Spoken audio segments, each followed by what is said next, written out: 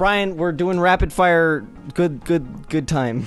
Rapid fire good time review. I got a feeling. Ooh, that tonight we're reviewing good time. Tonight we're reviewing good time. Starring I'm embarrassed. Edward Cullen.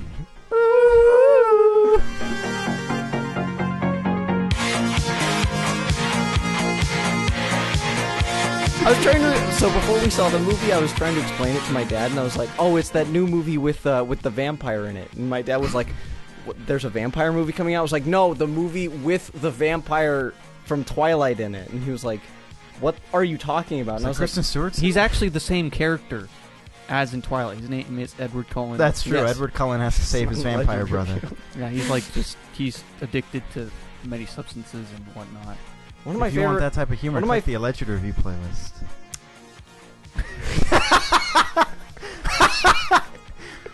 There'll be a link where they're pointing. Well, Put it somewhere else. one of my favorite moments of the whole movie was when he was like, "You're a loser. You do drugs. Do you know how you've ruined your own life by doing drugs? It's like, You're all a right. fucking loser." He's like, "All right, I'm not the one trying to get my brother out of prison. My ass." He's like, I'm not trying to get my brother, bro. Now give me my Sprite bottle.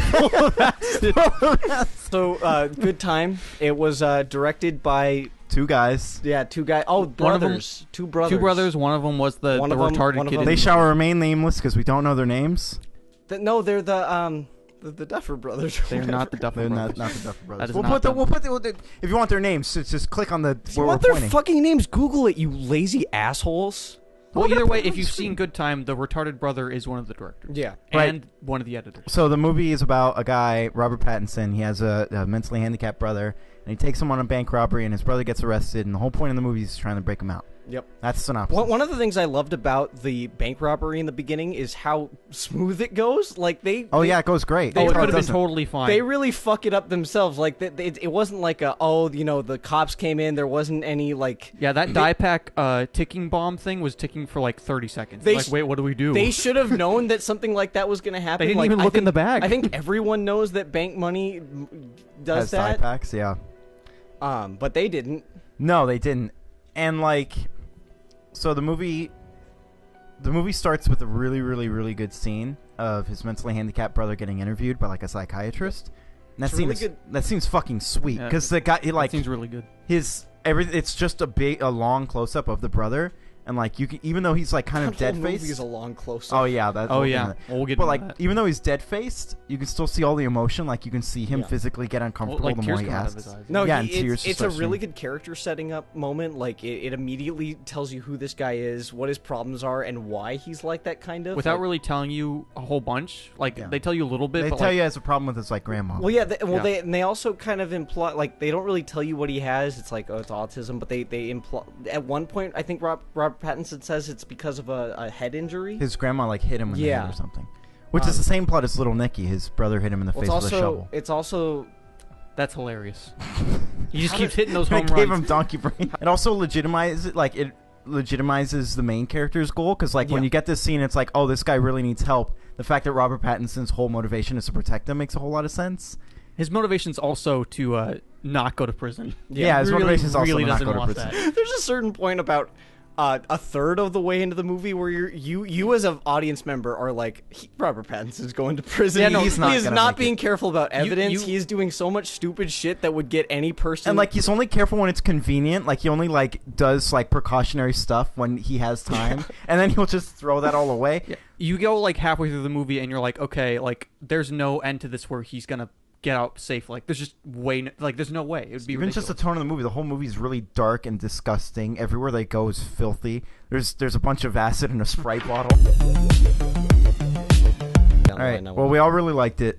Yeah. I loved it. I thought it was really, really I good. thought it was really good. My favorite part about it is we talked about it on the way to the car, but one thing that it does really well is it glamorize being a criminal. Yeah. That a lot of movies do. Like it's like the opposite of Reservoir Dogs, where like the opening shot of Reservoir Dogs, you're like, I want to be a criminal. That'd be awesome. This looks awesome. Well, it's like every bit of media is always glamorizing people that are doing. But bad this one, things. and even if they try to do the thing where it's like they glamorize it and then they punish them at the end, like a Martin Scorsese movie, it still glamorizes it for 2 hours. Yeah. This one, at no point do you feel like these guys are cool or that you want to like emulate man, their this looks lifestyle. so like fun. Wolf of Wall Street does nothing but make you want to be a coke blowing. Yeah. The Wolf of Wall Street makes you think like, well, if I was there, I would just stop at a certain point. Yeah, I would be. I'd have control. But in Good Time, it's just like, no, being a criminal is gross and disgusting. If you want to see a movie with like a really well written main character, whether you like the main character or not, he's really well written, and you want to follow him through his story, it's something you should see.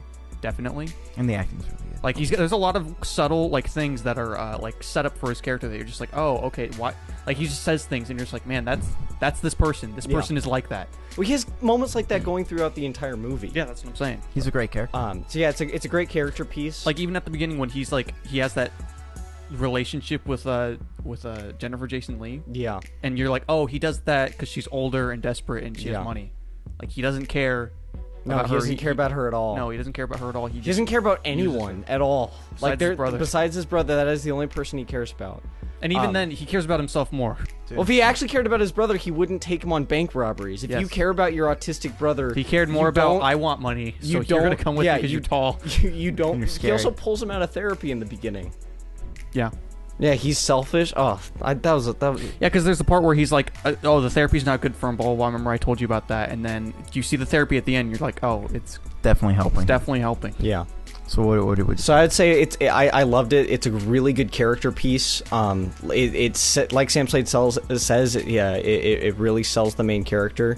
Gets a very very high stamp of approval. I don't know where it ranks for my summer movie list. It's kind of. I haven't done the list yet, but it's probably going to end up really really high. I thought it was awesome. Yeah, I thought it was Brian, really you have a very skewed method. Not skewed, but you have a very personal method of choosing what movies win what. Well, I go by if I liked it the most. And your mood that day. Yep. So anyways, so Space Eggs, I would give it 8 out of 10. Like out of 12, dude. Shit. So Space Eggs, I'd give it a 8 out of 12.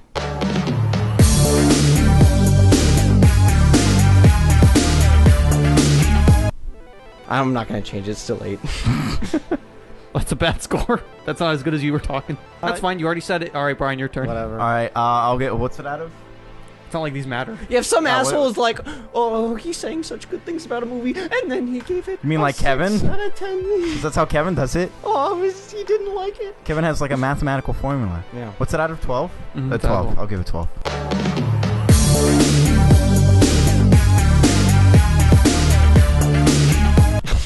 I'm gonna give it 11.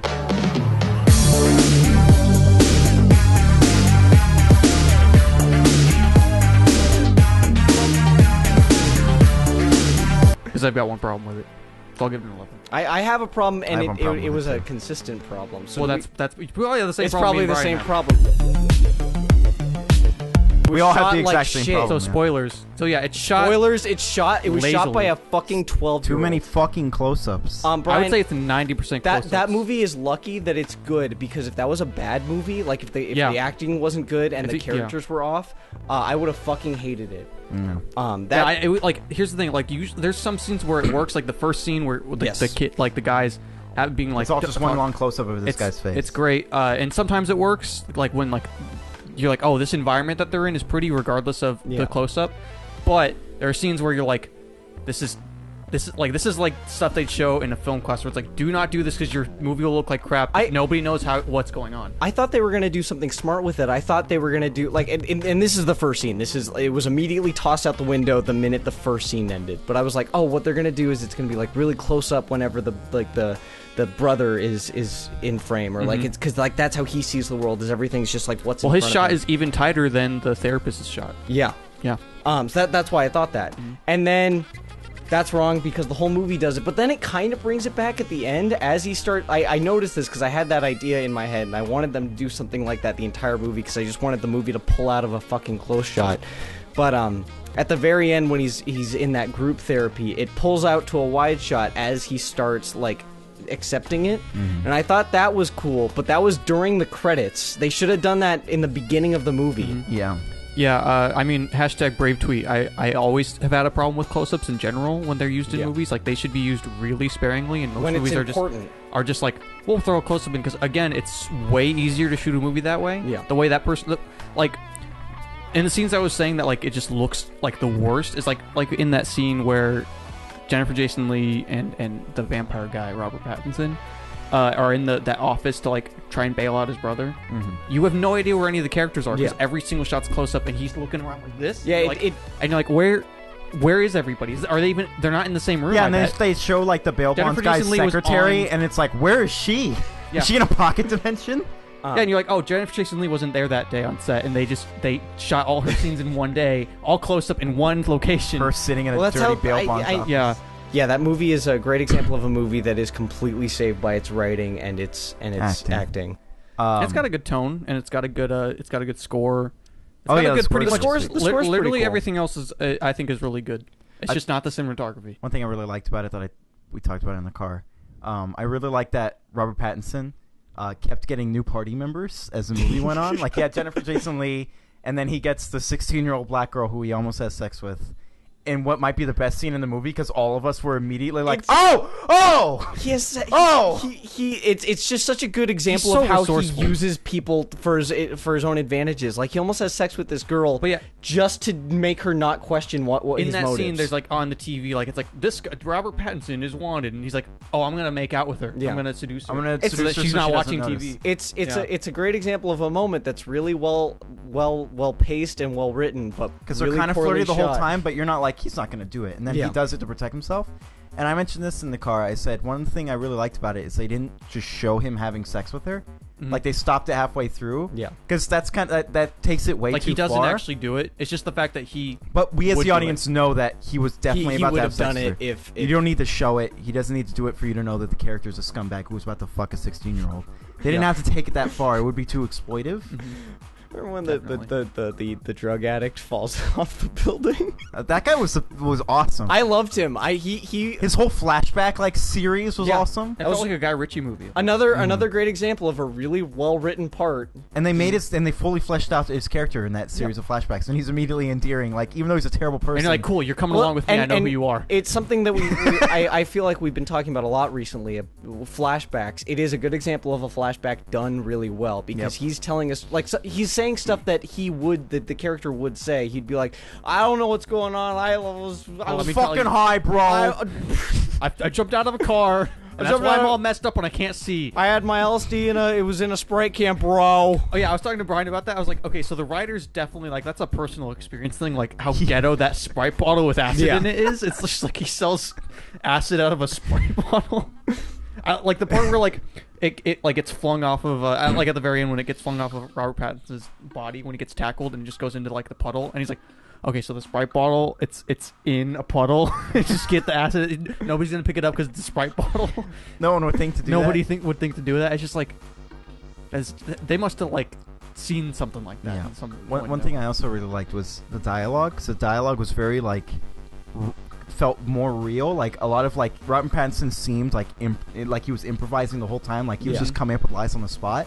Like, the whole thing was. I'm surprised if a lot of the dialogue was improvised. Or not a lot of it, but just like the delivery and. Yeah, it felt really natural. Like, the whole thing where he's talking to Black Girl to convince her to like stay outside, and he was like, "I think our destinies are intertwined. I think you and I are meant to be together. I think that you and I we're having this really important night. I'm gonna go take a shit in that guy's house." And like, we all laughed because it was like, oh my god. Well, and so something else I want to touch on is the movie's. It has a really good sense of humor. Like, it's dark. Even though it's super dark, it's like there's that drug addict guy's hilarious. Yeah, there are some really genuinely funny moments in the movie. It's great. But the drug addict guy was great because that's a great use of flashbacks, because he's introduced like a little over halfway through the movie. Yeah. But you fully understand this character through that like 3-minute flashback. And he's introduced in a really great way because he's not supposed to be with him. It was a complete accident how they ended up together. That's so awesome. Like when he was wheeling out his supposed brother, I was like, it'd be really funny if you got the wrong guy. I just said it's a joke to Brian, and then it wasn't the right guy. It wasn't his brother at all. It was some random dude that was a drug addict. And it's the moment when you realize it, I thought was really funny because I had this I was like, he sounds kind of different. I don't know why. I was like, this doesn't sound like his brother. He doesn't sound like he has donkey brain or anything. And then it's not him. And it's like, okay, I got the wrong person. And he's like, oh, anyway, so could you get me out of here? It's like, no, I don't care about you. Get out of here. You're not my brother. Like, it's a lot like, it's like if Blue Ruin had a kid with After Hours. And was directed by the guy who made Moonlight. Yes. Where everything's all shaky and well, Moonlight had way more wides though. Like it wasn't, Moonlight was directed much better. That's true, but you had the same complaint about Moonlight. I had complaints. Lazy. No, I had it was shot lazy, but it wasn't because there were so many close-ups. It was shot lazy because it was very clear a lot of the time that it was just a guy holding a camera. Yeah. Wherever the camera was placed, it's like, oh, this is a person holding a camera. It's like, oh, he has to look up at this actor because he's shorter. Oh, he has to look down at this actor because he's on the floor. Like, that was my problem with that. But with this, it's like way lazier because everything's in a close-up. Like, it is. None of the actors have to be in the same room. They don't have to be on the same set. They don't have to be on a set. They can just make whatever background they want. Yeah, like, they can that be in whole movie different... could have been in that guy's house. Yeah. Like, technically.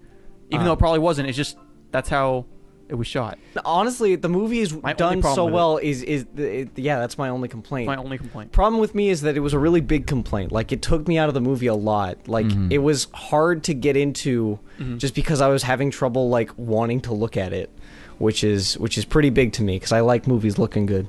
That's why I love Rogue One so much.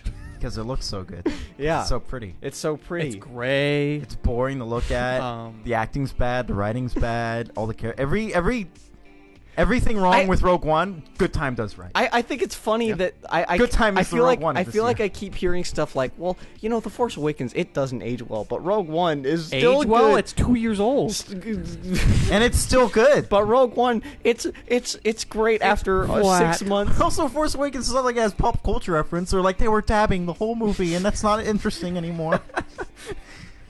Well, remember when Luke Skywalker dabbed at the end? Yeah, she showed him the lightsaber, and he was like, "That's not very lit." It was the last shot. Everybody saw it. And then they asked the question, like, "Do you think Rey is part of Luke's fam?" And when you revisit that movie 10 years from now, people won't even be saying fam. Fam? Yeah, that's what Luke said at the end of the movie. He was like, "Are you my fam?" And then he dabbed. What movie were we reviewing again? We were doing Tonight's gonna be a good time. Great. Everybody should see it, even though nobody is. So, it wasn't... question, because people are going to start talking about this soon. Is this an Oscar bait movie? Like, are people Oscar bait? I would say Oscar not bait. even. Oh no, like Oscar worthy. Yeah, Oscar bait's the wrong word. I meant more like Oscar buzz worthy. Like, is this something that people are going to look at in 6 months and be I totally doubt it. I feel like the Oscars aren't going to. Yeah, I doubt it. I doubt that it will, but I think Robert Pattinson in some way deserves maybe a nomination. Well, I was screenplay. I was thinking. Yeah, definitely. I was thinking either screenplay or the brother, like the autistic brother. Yeah, if he won, I'd be fine with it. If they got screenplay, I'd be fine with it. But this is not the type of movie that they would put in. Remember that poor security guard that gets fucked over? He gets carried away screaming like a donkey. That guy is gonna never be able to be normal again. So, like, acid. There's way too much acid. They show in the you what, system. like, a standard dose of acid. They just kind of drip it onto a piece of paper. And then they just pour the bottle into this poor guy's mouth. And, that poor guy thought he was getting a nice, delicious Sprite. I'd ask you. But yeah, Final Thoughts movie was fucking sweet. Yeah. People should watch it, but they're not going to. Instead, they're going to watch the fucking... What is making money right now? I don't know. The Emoji movie's probably still making money. Anyway, it's one of the best movies of the year, so watch it. Woo! Under 20 minutes. Fuck yeah.